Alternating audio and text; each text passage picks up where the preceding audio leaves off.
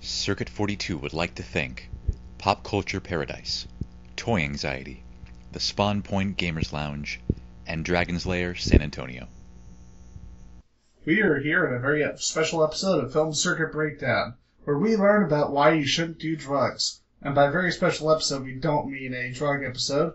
We mean an episode with special guest, animator, and recent director, Joe Pearson. Woo! I can hear the audience! But we don't have... I hear him, Ian. I hear the audience very clearly. Oh, yeah. But it's probably the drugs. The drugs and the there's a helicopter again. So, you're being spied on by black helicopters, Joe. Why is that? Well, Venice Beach is one of those areas. It's a bohemian enclave, and the police feel like they need to fly around over it often just to sort of establish dominance. Well, yeah. I mean, how did they have those hippie drum circles? Yeah, it's true. They end up with police helicopters flashing down on them and police cars on the sand flashing their lights. It's sad. Conversation flying in on a nuke. Yeah, exactly. Well, it's more like the Simpsons marijuana episode. Why do they count on fingers if they don't fing? Oh, there they go. I still want to know what finging actually is. Or maybe I don't. I'm not sure. Yeah, maybe that's best left, in the undiscovered country. Yeah. Either way, it's better than The Final Frontier. That movie's terrible. But, yeah, I liked the first half of it, and then it just sort of, there wasn't the Khan I knew and loved, Oh, but, I was talking about Star Trek V. Oh, the fifth one. Oh, yeah. Yeah, well, it's the curse of the Star Treks, right? Yeah. Every even episode's good, every odd is bad, but actually I like Star Trek 1 a lot. Yeah, and it's kind of funny how Nemesis and the first J.J. Abrams Star Trek movie kind of swapped that. Because Nemesis was terrible, and the first J.J. Abrams movie was actually much stronger than I thought it would be. Yeah, I like it more than the second one. I like the first one a lot. Yeah. Although they did destroy Vulcan, and that was kind of painful. Yeah, although it was a pretty awesome scene, because you just didn't expect it. No, I'm sure Spock didn't expect it either. Yeah. Audience is all like, what the hell are they talking about Star Trek for? Did he make that? Is he cheap Roddenberry come back from the dead? Because that would be pretty awesome. Yeah. Well, I am a science fiction geek. I watched those first Star Treks when I was 12 or 13 years old, and they blew my mind. Yeah. It was kind of at the same level when I first read the H.G. Wells War of the Worlds. See how I'm tying this in together? Yeah. And I read that when I was 9 years old in my grandmother's house, which was a pretty intense novel to read at that age, back in the mid-'60s. I still think, as far as the original movie, the scene that best captured the book was actually when they're in the church. And, yeah, and at the end, at the very end. And you can hear the destruction happening as they're hiding in there, as the preacher is still, as a priest is still trying to give a sermon as the boat is being destroyed. Yeah, you know what? You're right. That is one of the most powerful scenes in the movie, and it's so human and so empathetic, and it ties into so many levels of what we feel. I opened with a church scene in Leeds, but I don't think we really got that same kind of power and angst, I have to say. So, speaking of War of the Worlds, for those who don't know, who are you and what do you do? Well, I'm an animator, director, designer, producer, writer with about 30 years experience in the LA animation industry. I've done, I worked for a lot of the major studios, Disney, Hanna-Barbera, Warner Brothers. I worked on Tiny Toons, DuckTales, Rocko's Modern Life. It's been a pretty varied career. And then in the mid-'90s, I went independent with my own studio, Epoch Inc. Animation. And we did a couple of TV series, which were science fiction based. One was Captain Simeon and the Space Monkeys, which was a very appealing show, I think, for both kids and for science fiction fans. I added a lot of the action and explosions, but the writer, Gordon Bresick, had a very hip kind of, let's go out and explore some really weird concept stuff and do some fun things. Like all of the baboons on the crew of the ship that died wore red shirts, So every episode, a baboon would die in some horrible red shirt way, and that was a total Star Trek homage. anyhow, I did that series. I did a series called Roswell Conspiracies, Alien Myths and Legends, which ran for 40 episodes in the late 90s. I'm really proud of that show. I did a music video for Pearl Jam that was Grammy nominated, and one for Korn that won the Grammy. I believe I won Best Music Video that year. And recently I've done War of the Worlds Goliath, which is an animated steampunk feature that I co-wrote. I conceptualized it, I produced and directed it. Now, the thing that a lot of people may not know about War of the Worlds Goliath is this was definitely a multimedia project. I mean, remember when it started in that one-off issue of Heavy Metal? It was actually the first issue of Heavy Metal I bought in years. Wow. And then you had the video game, of course, as well. Well, actually, we ran 120 pages of stories in Heavy Metal, but we don't have a video game. I wish we did, Ian. What video game is this? I may have been confused, as there was actually a War of the Worlds game via Xbox Live that actually had a very similar style. Wow. I'd like to see that. No, at this point we're still looking for game licenses on our film, but I bet it was a good game. It actually really was. There's a role playing game with action figures, which is called. It was a World War I War of the Worlds scenario, with World War I being fought with guys in the trenches against Martians. And again, that wasn't anything based on our film, but our film postulates what the world would be like after a Martian invasion, and I'm not the only one to have thought that, right? A lot of people have read H.G. Wells' novel and been very impacted by it, and left at the ending wondering what would happen after the Martian invasion. So we took our tact on it, and I guess that video game and that World War I Martian game have done the same thing. It's been done a lot. One of the things that I personally thought was interesting, I'm actually a huge fan of the Highlander franchise, or at least the good parts, of which there are a few. And I noticed that this movie, in many ways, was almost a Highlander reunion with a lot of the people that were brought on, like Adrian Paul and Bo Billingsley. Yes, that's absolutely correct. Actually, I produced a Highlander sequel film that was directed by Kawajiri at Madhouse Studios in Japan, and it was written David Abramowitz, and Kevin Eastman and I produced it with Imaji about 10 years ago. And I think that's one of the better Highlander movies that's been made. And while making that, I got to meet David, who was the showrunner on the Highlander TV series, which had some pretty darn good episodes. I think, for any TV series to have as good a track record of great episodes, certainly it was better than a lot of the Highlander sequel movies. And I enjoyed working with David, and when I had War of the Worlds set up to go into production, I asked if he'd like to write it, because our experience working on the Highlander movie was so good. So David wrote it and got a producer's credit, and he could have walked away and said, "Hey, thanks, kids. Thanks for all the work. I'll see you at the wrap party." But he stuck around and said, "Look, would you like to use the Highlander actors as characters in the film? We could tap into Highlander fandom, could work with some really great actors." And we said, "Yeah, let's see if we could make it work." And we did. Adrian Paul, Peter Wingfield, Elizabeth Grayson, Jim Burns, were all major actors from the TV series, and I thought their roles in War of the Worlds Goliath were really effective. What did you think? I thought the cast was really strong, honestly, and one of the big things for me was actually one of the non-Highlander actors, Mark Sheppard, or as he's known, that evil British guy in science fiction. Yeah, Mark Sheppard, yes. That dude, it's so weird. I didn't get to personally meet him, my friends got to meet him at Comic-Con in Phoenix, and they said it kind of threw them off, because he looks the same as he did in X-Files. I don't know how the hell he did that. I think he actually is a science fiction character. I think that's the secret. Or maybe he's an immortal and we just don't know yet. Fair enough. Well, there's only one way to be sure. Let's go get that sword and get that taken care of. Yeah. Did they enjoy meeting Mark? Oh, yeah. They said he was really funny. He said he was really nice.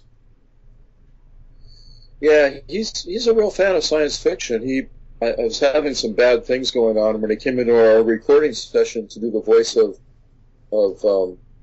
Patrick's brother, Sean, we wanted someone who could be edgy and kind of bring a certain hard, edgy crest to this character who's a Stone Cold member of the Sinn Féin and the IRA. And he came in, he was a little pissy, you know. He was actually kind of, something was going on in his life he wasn't happy about, and we were all like, whoa. We thought we'd have a love-in with this guy. We loved him on Battlestar Galactica and on Firefly. And, he was a little bit edgy and tense, but once he got into it, he warmed up and became like the greatest guy to work with, you know. We really enjoyed our time with him, and then we talked with him for almost an hour about science fiction and film after the recording. He just stuck around to hang out and talk. So yeah, that was really good having Mark. And Adam Baldwin was much the same way. He kind of came in like a lion and came out like a lamb. He really was a lot of fun to work with. I actually got to meet him too at PCC. They've been getting a lot of really cool guests there lately. It does seem like I've noticed in a lot of science fiction shows, you always seem to get stronger performances out of the people who really love the genre. Like Sam Witwer's one. He's a huge sci-fi fan. And it always shows whenever he's working on a project, there's always that extra enthusiasm that actors who are just there for the check and don't really care much for the genre are not going to be able to deliver. Yeah. I've been lucky in general in my animation career. I've worked with a lot of really good voice actors. On Space Monkeys, we had Michael Dorn from Star Trek: The Next Generation, right? Mm-hmm. He played our villain. You know, Nebula, we had Malcolm McDowell playing the villain's right-hand man. You know, Malcolm McDowell was a great scenery chewer and a really nice guy. He'd come in and buy cappuccinos for everybody at the recording studio. And we had Jerry Doyle from Babylon 5. He played our main character, Captain Simeon. And those are all kind of mainstream science fiction icons, but they were really professional and really nice people. It's like the Highlander crew, Elizabeth Grayson, Adrian Paul, Peter Wingfield, Jim Burns. They were just really nice to work with. They were really cooperative and fun and took it very seriously. You know, we've had mixed reviews on our voice acting, but I stand by it. I think our actors did a great job. They really gave it their best. I like the fact that, the performances, it doesn't feel like American, like the kind of performances you see in American animation. So, yeah, you mentioned Highlander, your work on Highlander, The Search for Vengeance, and I think a lot of people, what they don't realize about the Highlander franchise, especially with movies like Highlander 2 and The Source, we don't talk about The Source, is that the best way to get a really good Highlander story, at least from a fan perspective, is to streamline it. You don't need a bunch of extra stuff. You have the basic mythology of Highlander, and just tell an interesting story with a compelling character. You don't need to throw on all this extra stuff, like you have, for example, The Source, where they decided they had to put in all this new stuff in the mythology and have shitty covers of Queen music, and they didn't understand. They seemingly didn't understand or didn't care that how to tell a really strong Highlander story. And I think you guys did it right with Search for Vengeance, just by cutting the fat. Yeah, thank you. Yeah, David's a great writer, and Kevin Eastman, who co-produced and conceptualized stuff with David and I, is a really good creative storyteller. He created the Teenage Mutant Ninja Turtles. So the three of us just sat down and tried to brainstorm a really good animation story. And I think David came up with the idea of the character who's obsessed with a drive for vengeance, and then we brainstormed, well, where do we want to set it?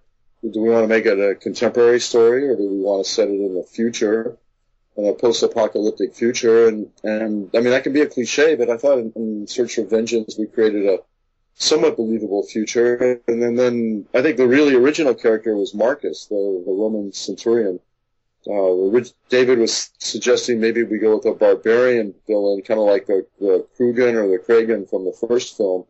The Kurgan, whatever he was called, and I was thinking, what? Why don't we flip that, make that a sophisticated man, and make the Highlander kind of the barbarian, And David ran with that, and created Marcus, who was like a sophisticated Roman centurion. He's always trying to recreate Rome, and the Highlander is really the savage barbarian obsessed with vengeance. I think. Which made a good dynamic. Sorry. No, it made a good dynamic, I think. It was original. I think in addition to that, having a director like Kawajiri, who in his animated work, now I don't know if this is just me or if this is actually something with his work. I've always noticed kind of a Highlander influence. Like when there was a movie he did where he had this sword fight it was on a rooftop, and it reminded me so much of the sword fight at the end of the first Highlander. And I think having a director with that kind of style also really worked to the benefit of the movie as well. Yeah, Yoshioki Kawajiri was an ideal choice to direct Highlander. It was difficult because he's an auteur. He's done Yoshioki Kawajiri movies for years, and then for Americans to come to him and give him a script and insist that he follows that script, it was not an easy process. We had a lot of back and forth with him in Japan, trying to, nuance the script and make changes that he wanted while keeping an American three-act story structure, but his unique dynamics of storytelling and action. And generally, I think it worked really well. I mean, he's a great director, one of the best animation directors in the world. He has certain memes he uses, like 80s hairstyle with the mullets and the spike haircuts. I really would have preferred that not to be in Highlander, but he put it in there, and it's just part of his style, and really it doesn't hurt the movie one way or the other. But I thought the film had turned out pretty good for it might be one of the more unique American-Japanese animation collaborations, because it really was a collaboration. I completely agree. I mean, I love the movie, and it's a movie.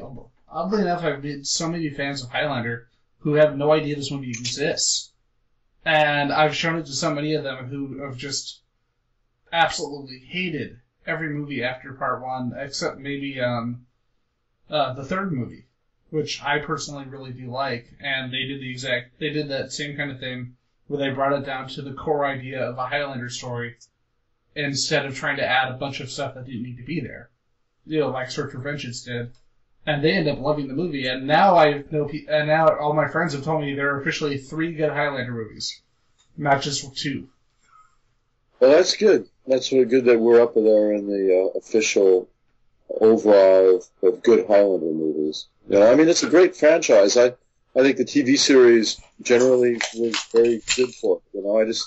Most of the sequel live-action films were hard to watch. Oh, yes. But I'll rewatch the third one based on your recommendation. Yeah, it's too bad, too, because Highlander fandom, I've gotten to know them a lot after, working on War of the Worlds Goliath, and they're a really good group of people. I've been to a couple of the Highlander conventions, and we've got a lot of Highlander fandom people on our Facebook page for War of the Worlds Goliath, and they're like a really open, enthusiastic group. They should have better movies as sequels. Maybe the reimagining that's coming out sometime in the next 5 years. Who knows when it's coming out, but hopefully that'll be good. I heard that David told me that they brought him back in to help on the scripting. They went down some long paths and retrenching. So we'll see how that goes. Maybe will reinvigorate the franchise. Considering Ryan Reynolds' recent box office trend, I really don't see them keeping him as the Highlander. I know that was the big rumor going around for a while. But I like Ryan Reynolds, but he has kind of become box office poison. It's kind of depressing. They need someone edgier, they need someone who feels like a more primitive man, They need someone that looks like he could have come from the 12th or 13th or 8th century and not a modern man. Ryan's pretty modern, I think they need someone that's a little more primal. I've always thought, especially with his resemblance to, as I lose my words, I've always thought with his resemblance to Lambert that Thomas Jane would always be a very good choice for the role. Oh yeah. Thomas Jane would be a good choice for the role. And maybe he's a little old to be the main Highlander now, but he'd be great as an older mentor kind of figure, Yeah. But he would be good. Thomas Jane. Or Aaron Eckhart. He brings everything he's got to whatever he's doing. And he's also worked with Russell before too, on Give Pal Malone. Okay, there you go. And the other one I was looking at, I want to get your opinion as someone who's as entrenched in Highlander as you are, Aaron Eckhart. What, from Breaking Bad? No, Aaron Eckhart, Dark Knight. Oh, The Dark Knight, okay. Harvey Dent. Yeah? Ah, that's interesting. Yeah, he would be good too. I mean, maybe they need to get away from all that into somebody new and fresh that has no preconceptions as an established actor, but brings like a unique character to the role. That would be nice too. Either way, especially with what you told me with David coming back on, helping with the writing, that is actually making me really much more excited about the idea of the remake than it was previously. Yeah, it would be nice if they could reinvent it. I watched the RoboCop remake on the plane flight back from France last week, and I was disappointed. It felt very kind of flaccid. It had great moments in it, but it just didn't have any of the edge. Or I thought like Frank Miller's RoboCop 2 was a lot more interesting than the remake of RoboCop. The frustrating part about watching that movie is that there were good ideas. That there are good ideas, and there's some scenes that work, but as a whole, it just did not feel cohesive. And it didn't feel like a RoboCop movie by the end of it. I just felt sort of like I've seen this same thing before. What's the point? I worked on the RoboCop TV series that ran. It was a bit more campy and fun. It ran in the 90s. There were commercials of the future that ran as animated shorts with a character called Commander Cash, and he was always appearing saying, "Hey, little Billy, you need steroids. Each anabolic steroid contains, 70 milligrams." It's like it was a lot of fun to work on, and people apparently who watched the show, they got some letters from people that thought these were real commercials and were really highly offended by them, which is wonderful. It's a real. I was very much a mid-90s kid, so I remember watching that. I remember watching Flashback, Mantis, and all these other shows that didn't last past 2 seasons. Yeah, the RoboCop had animation. Yep. And there was that. I think it was it Prime Directive, the one that came out in Canada. That was actually it was like a series of miniseries. It was actually a lot closer in tone to the first movie than a lot of the other adaptations. I mean, a lot of the other follow-ups in the franchise. And most people haven't seen that, and it was actually really solid. No, I haven't seen it, Ian. I'll shoot you some information on it after the show. I think you might dig it. Thanks. And one of the things we wanted to go into, of course, your history in animation, with what is definitely the biggest series you've worked on, DuckTales. Oh yeah, I mean, I was just a grunt on that show. I was a background designer. I did a lot of work on designing Duckburg in a very Disney kind of Pinocchio style, and that's actually where I got my experience in animation was a background designer, and then I moved into character design and then direction. But yeah, DuckTales was, 30 years ago, 25 years ago. I'd say the work that I've done that's more related to War of the Worlds Goliath would be the work I did out of my own studio, which would have been Captain Simeon and the Space Monkeys, Roswell Conspiracies, or the Pearl Jam video, or some of the work I did at that period. It's much a little bit more edgy and science fiction and teen oriented. And the Pearl Jam video you did, I completely lost my brain because it's a great video. I know. Did McFarlane work on those as well?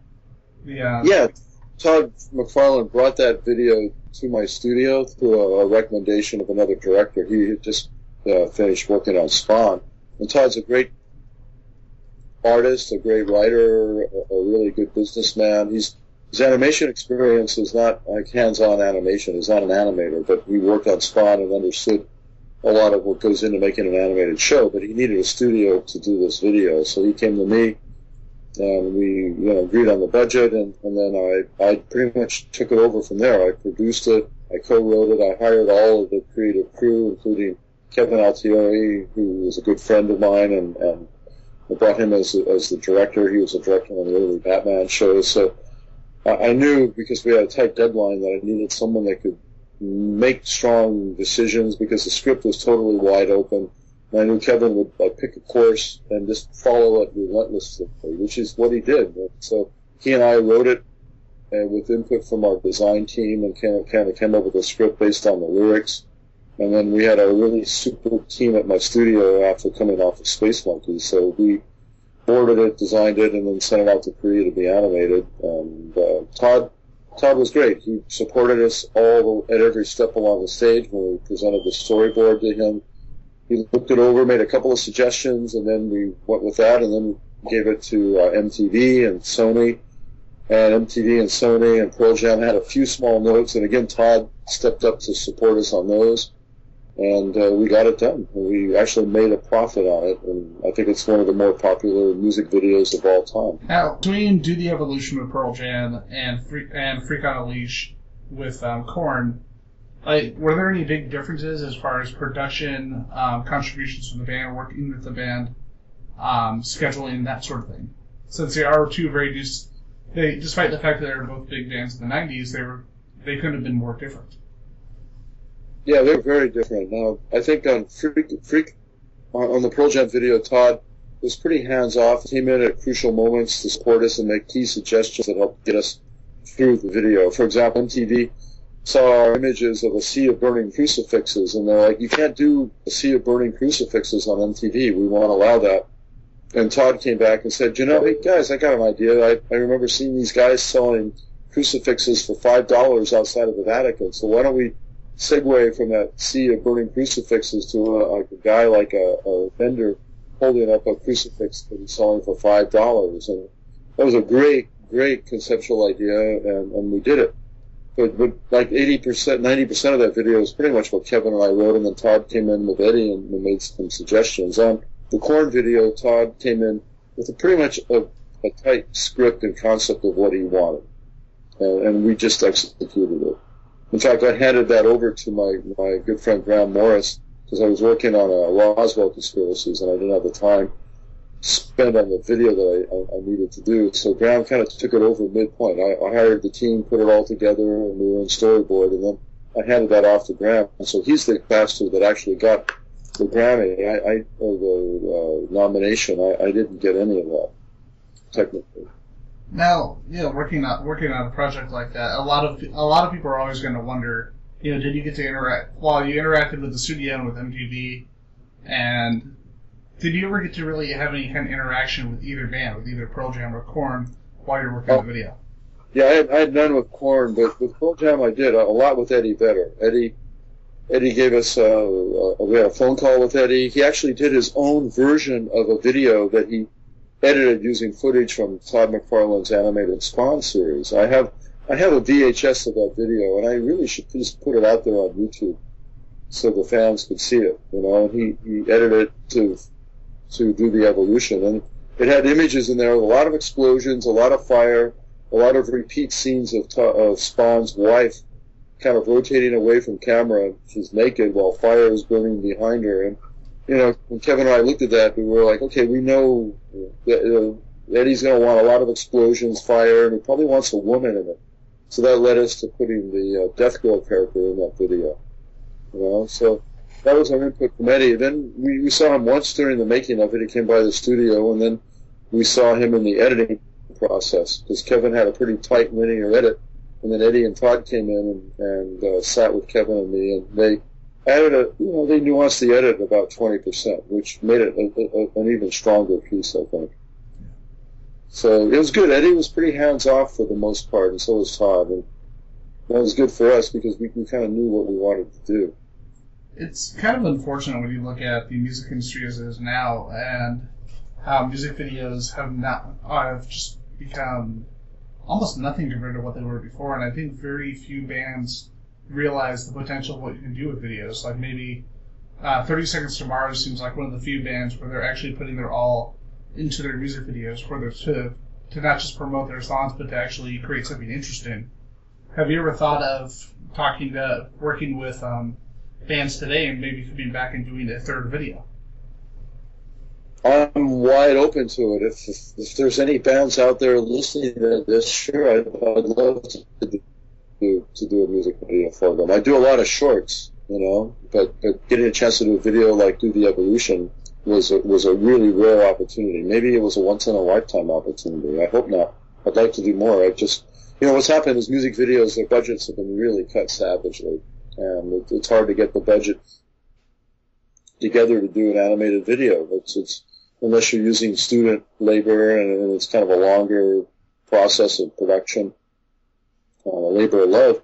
If you're an animation studio just doing production animation, music videos today don't sustain the same kind of budget. So Graham and I, my friend Graham Morris, who took over the Freak on the Leash piece for me, he was a great animator, and we've bid on a lot of videos for bands like Dead Cab for Cutie and others, and put together really nice scenarios, but we didn't get them, and a lot of that I think is budget.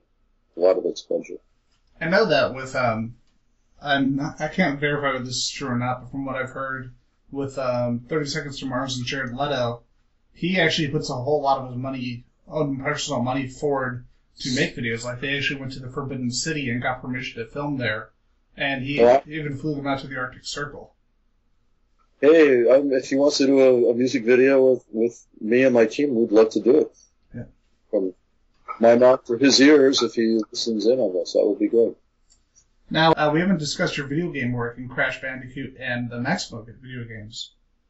How did that come about, and what do you think of doing video game work compared to animation?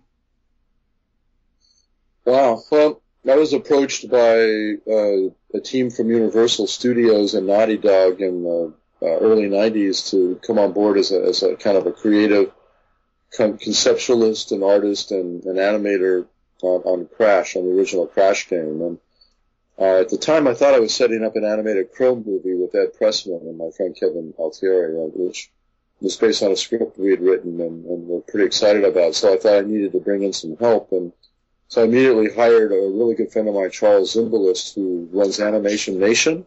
That's an animation site and vortex of opinion and information on the industry. Charles is one of my good friends and one of my mentors in the industry. He taught me a lot about producing, directing, about drawing. He's one of the great unsung talents in the business. So I brought Charles in to work with me, and I wrote the original Bible for the show. I gave back bios and backgrounds on Neocortex. I came up with the idea that Neocortex used the Evolvo Ray to kind of evolve Crash Bandicoot into being what he thought would be his ultimate general. I created the Cortex Vortex, where he would be bombarded by all these TV screens and fed all this information, and it was overloaded poor Crash's brain and turned him into whatever he is, right? I set it on the ruins of ancient Lemuria, which was kind of like Atlantis in the Pacific, and I conceptualized that to be kind of the lost continent with sort of this Aztec tiki motif that ran through the first game and into some of the other games. So I had put all that in there, and then I designed all the main characters. Charles did all the turnarounds and brought them to life. I designed all the backgrounds and art directed a lot of the background in the first film. So we had a really major role on that film, and it was, for me, it was exciting because I hadn't worked in video games since the mid-'80s, and things had changed a lot. It was good to see how the technology was evolving. What really blew my mind was working on the fourth Crash game with the various visions, Crash Nitro Kart, because I had jumped from PlayStation 1 in the first game to PlayStation 2, and the way technology had just advanced. Suddenly you went from sort of pixelized, semi-flat screen images in Crash 1 to full 3D virtual reality. That was the first time when I saw them building sets off of my designs, and I realized it took me on a virtual camera tour. You could just move. These things existed. They existed in the virtual space in full 3 dimensions, and you could do any kind of camera movement or move on that, and that was really impressive. You know what, the Crash franchise is a great franchise, and it's kind of fallen into a bit of there's nothing's been out in quite a while, and I think Sony needs to reinvigorate the character, and they really should do a Crash Bandicoot CG feature film. And I have a lot of ideas about that. There's actually going to be a Sly Cooper movie in the works, so maybe, if that does well, we can see something like Crash Bandicoot as a CG feature in film in the future. I would love to do that. I think one of the things I've not seen, when I saw Crash 2 on PlayStation 2, or the Crash 4, what impressed me was the fact that at that point you had quality on the video game of backgrounds and environments that were fully built in 3D, which are very expensive to make. It seemed like they had built those things, and if you designed your movie along with the game, you could share assets, not just your character designs or your environment designs, but actually now with PS3 and beyond, you can build those environments for the game and then use those same environments in the movie. It's expensive doing a 3D street sequence where you have a car chasing another car, and you're going in and out of buildings, or a Zeppelin or a fighter plane moving in and out of buildings or shapes or a canyon, whatever. That's expensive to do because you have to build everything around it. You have to build the full world and path that they're moving through in 3D. But if you're building that as a level of the game, then why not actually plug in action sequences for the film that use that background and move your character through that background? You know what I mean? It's such an obvious thing to me, and none of the big studios are doing it. I don't know why. Maybe because they're so big, one hand doesn't know what the other hand's doing, but they're not coordinating. They're not coordinating on that. And a new advanced Crash movie would be a perfect place to put the two together. I like what how Guillermo del Toro summed up Hollywood's idea of a movie being like a video game. He said something very Del Toro, and he said the people who use that phrase in Hollywood, the producers, who say, "Oh, my movie is like a video game. It's paced like a video game." He said they don't know what the fuck they're talking about because they've never played a video game. And that's where we love Guillermo del Toro. That's a good comment. Yeah. Well, video games are going off into strange places now. Maybe it's finally becoming a mature medium. It's not just first-person shooter, but they're evolving into really. What you had is you had the first-person shooter video games, and then you had the kind of mystery games like Myst, where you explore things, and it's very slow and laborious. And now it seems like the two mediums are beginning to fuse on some new cutting-edge games, and that's a really nice thing to see. I think having things like games like Beyond Two Souls and The Last of Us, that really is showing exactly what you're talking about. And now we've got Neil Bruckner, the writer of the Last of Us video game, writing the Last of Us movie that's going to be coming out, and that's definitely going to help.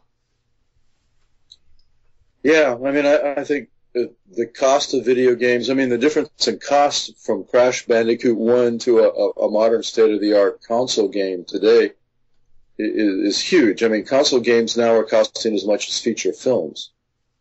And you're getting amazing graphics and visuals. What it's doing, though, is it's getting rid of 80% of the console games and limiting them to those few big blockbusters. And then with video games, what you've got is a huge shift to handheld devices as your alternative. So you don't get a lot between the big mega games and the small, kind of clever handheld games. Exactly. So, one of the last things I wanted to bring up, obviously, with War of the Worlds Goliath, this is the first full-length feature that you've directed. And I just wanted to ask you what the experience was like working on that. How was it compared to your experiences in animation prior to television direction? And how is it the same? How is it different? And what was it like for you moving into that kind of position? It's a lot of questions. Working in TV animation, generally, as a director, if you're working for a studio or for a toy company that's funding the game, you have a lot of masters. You have the toy company, you have the input from the studio executives, you have input from the network executives, and they can be very extensive, and they can cut into your creative ability to create something, the way you want to do it. I was lucky on Roswell Conspiracies because it was just me as a showrunner, and I had two editors under me, and then their writers, and then I had the directors, and pretty much I had no one to give me notes from the network or from network executives after episode 4 we were pretty much out on our own. So we got to create, I thought, a mature science fiction story with a beginning, middle, and an epic 4-part ending, because no one was telling us what to do. You know, no one was saying you can't do a multi-part ending. It's got to be a standalone episode. You know, so that was a really great experience. And I spent a lot of time with Kevin Eastman and Heavy Metal Magazine trying to raise funds to do a line of direct-to-video animation that we could create, produce, direct, and distribute through heavy metal. But I had no one telling us what to do or how to do it. But at the end of the day, we couldn't quite close the funds, but I did get the funds as a sidebar for War of the Worlds Goliath. And that was a great experience because, again, for better or worse, I had no one really giving me notes. You know, if you like the film, I'll share the credit with the 300 artists and creatives who worked with me on it and contributed to it. If you don't like it, then I'll take the blame because I, really was out there kind of making it the way I wanted to make it within the constraints of the budget. So that's a unique thing as an independent film. And I'm grateful to my Malaysian partners who funded the film, a group in Malaysia called NavCap that put a lot of our seed money in, and then other groups like Venus and MDEC that came in as the film grew and became a bigger than just a direct-to-video movie. And they gave me unreserved support and the freedom to make a film the way I wanted to make it within the constraints of the budget. So that's a great opportunity. You don't get that unless you're a top director in Hollywood. So to have that on my first film was a real blessing. Do you have now? Just out of curiosity, do you have any other projects coming out that people should know about? Anything coming out in the woodwork right now? Nothing on the level of War of the Worlds.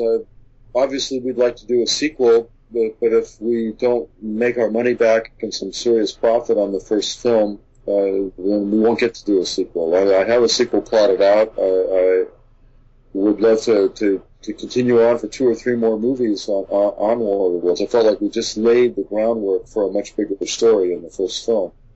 But, barring that, I've got other projects. I've got a project, a J-Girl Zombie Party, which is a live-action movie set in Tokyo, a building full of beautiful Japanese women, shoppers, and store clerks, and a motley international band of otakus and people who just happen to be in the building get trapped. All of them become zombified, and it's like an action comedy, and I'd like to start shooting that later this year or next year. It's a live-action film. I have another project called Art, which is kind of a Miyazaki story about a girl that saves her universe. It's maybe a coming-of-age story like The Hunger Games, and I'd like to get that out in novels and comics, and then I'll take the books, but who knows, right? I've lucky in my career, and I've gotten to do a lot of original creative things, so maybe that'll continue, but we'll see. I think in many ways, I think especially with the internet now, where you can easily get digital comic books, digital books, easy access to video games through things like Steam, and through movies through Netflix and other digital sources and on demand. This is really like the ideal time to do multimedia projects like this because everything is so accessible to the audience. It is. It's just hard at a certain level of production quality. I mean, our budget was close to a minute of Avatar's budget, but that's still a lot of money, and it's hard to justify that kind of spend on a project that's just going into direct-to-video. I know Netflix and Amazon are really pioneering that, and they seem to be making bank off of it, and that's great. I'd like to be able to tap into that. Our VOD in the U.S. has not been that strong. I hope it'll get stronger. In China, War of the Worlds Goliath has generated 8 million paid views, which is phenomenal. And I'm actually hoping to use some of that to bring some Chinese investors and teams into doing one of these new projects with me. But it still isn't quite there in terms of for independent creators to be able to go out and independently market and sell their films through the internet. It's on its way. You can see it happening. I'm hoping that'll get to that point, not just for me, but for all creators. I think really what we need. Actually, let me say one more thing about that. I think the key issue here is piracy. if viewers who, I mean, my movie is pirated all over the internet. It opened in China in January. Within a month, within a few weeks, there were pirate sites all over the place. There's piracy of my movie on YouTube right now, and on hundreds and hundreds of other sites. And, it's great for people to watch it, and as a creative, I'm happy and delighted to see people watching my movie. I mean, that's kind of why you do it, is for the art. But if I want to make a sequel, if I want to make a living, then we need people to buy the film. And if you watch a pirate copy and you like it, and you don't step up to buy it on DVD or through Amazon, you're really taking money away from the creator. It's a visceral thing for me as a creator and someone who's living and dying by sales of my film. But I know it's easy because it's easy to pirate and watch pirate films all the time. But I would ask people, if you like War of the Worlds and you watch a pirate copy, then go out and buy a copy and support us, because otherwise we'll never do a sequel. One of my friends, I know it sounds weird to say the right way to do that, but one of my friends does exactly what you just said. He will watch a movie. He can't always get to the theater, so he will watch a movie online. But if he likes that movie, he'll buy it. He'll get the Blu-ray. He'll support the people involved. If he doesn't, like, for example, anything by Brett Ratner, he could watch it and know, hey, this movie's shit. I don't have to buy it. I like The Lawnmower Man. I thought The Lawnmower Man was pretty good. So I thought hey, Lawnmower Man was a lot of good, cheesy fun. Lawnmower Man 2, we don't talk about. Yeah. Yeah, no, I think that's fair enough. There was one YouTube site that has like thousands of views on my movie. It was a pirate, and I was going to shut it down, and then we have like 90, almost 100 comments online now, which are generally pretty positive, and people are saying, hey, I like the movie, I want to buy it. I'm going to go buy it. And I've gone on there to say, hey, look, support us and buy the film and spread the word. So maybe there's a way to co-opt some of those sites, but generally, piracy is what's killed independent film production. It's hard to get money to make independent films because the old model is selling it through DVD. It has been impacted heavily by online piracy. There's no way around it. Exactly. I think if we could get like the kind of OVA market that they have over in Japan here in the West, that would definitely make things a lot easier for independent animators. Oh, absolutely. I mean, when I was out there with Kevin Eastman pitching Heavy Metal Video, we pulled all those numbers in on the OVAs and independent animation, and there's an audience there. It's the Comic-Con audience. I've been going to the Comic-Con for 30 years. I've seen that audience grow and become really respectable. I know those people are out there, but it's hard. It's hard because we're competing with $200 million movies on a 100th of that budget, so how do you compete for those eyeballs? We just hope that if people want to support independent film and like the film, then that they will step up and buy it.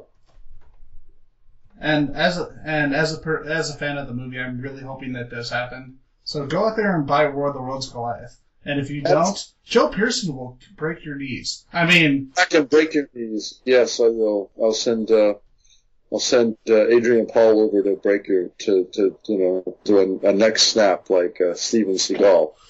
Like how the old that to the That's a good image, right? That's a good image.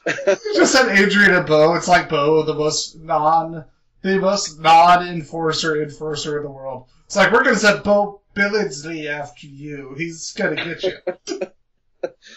Yeah, Bo, man, he's a really sweet guy. We haven't mentioned him, but he was like one of the actors on the film that actually, it was a real treat for me to get to meet all of these voice actors, to become kind of a part of the Highlander family, and then to meet Mark and Bo and Adam Baldwin. They're all really good guys. So before we bring the show to a close, where can we find you, Joe? Where can people find your work?